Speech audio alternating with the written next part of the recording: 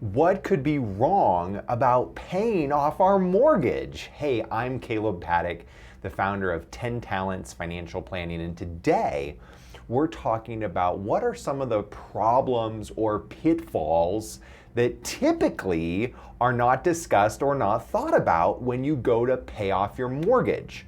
So briefly, this is a huge goal in the FIRE movement, the financial independence, retire early.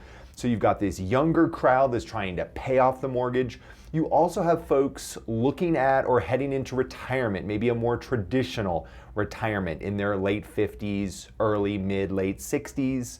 They're also trying to pay off their mortgage. So here's what I see in real time with real clients, real people, real relationships.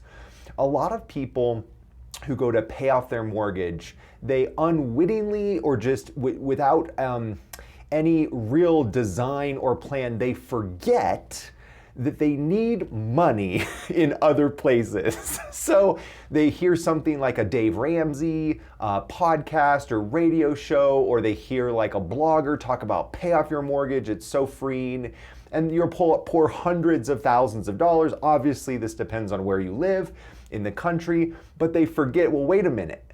Very practically, we can't buy milk with the home equity unless we go back into debt with a reverse mortgage or a home equity line of credit. We can't use the doorknobs to go to Costco and trade and buy stuff. And I know that sounds silly, but it's just a very practical reality that if you're not saving, investing in brokerage accounts, retirement accounts, or have the income to cover your expenses, a paid off mortgage doesn't really help because it's kind of money that's locked up in a consumption device. Your home is a consumption device. It's not an asset. We'll do a separate video on that. Your home is not an asset. It's a consumption liability.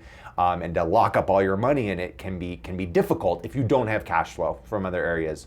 But the other piece of this, besides what I just mentioned on paying off the mortgage, is the behavioral component. So the behavioral component is this. Say you have a $2,000 a month mortgage, for sake of argument.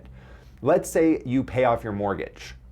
What I notice is that for most couples, you don't just high five, pay off the mortgage, and go on with your life as if nothing has happened.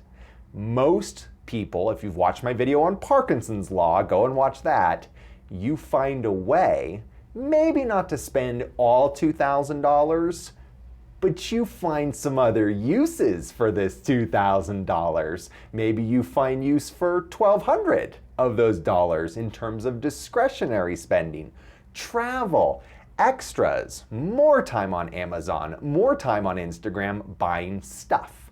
This is actually very common because it's very difficult to just say bye-bye to a $2,000, probably your biggest monthly expense, and just go on like nothing's happened. You're probably gonna celebrate. You'll have a bigger Costco run that first month after the mortgage. You'll go to nicer dinners. You'll eat out a little bit more. You'll go on bigger trips. You maybe take an extra trip.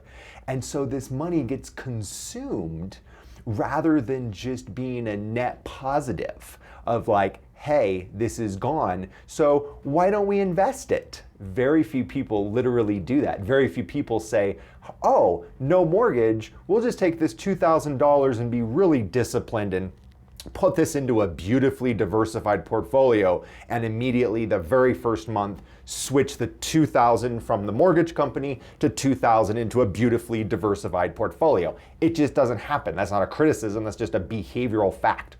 So keep this in mind. It's not wrong to want to pay off your mortgage or have no mortgage, but think ahead. What is that going to feel like? What are you likely going to want to spend the money on? And maybe set a compromise. If you had a $2,000 a month mortgage, maybe have $1,000 in terms of increased discretionary every month where you can go on nicer trips, nicer stuff, find ways to spend that, because I'm sure you can find ways to spend it, and that other $1,000 can go into a beautifully diversified portfolio so that you're not completely squandering the savings of the mortgage. So those are my thoughts on paying off your mortgage early, and I want to thank you for tuning in today. I'm Kaleb Paddock, and I'll talk to you again soon. Bye now.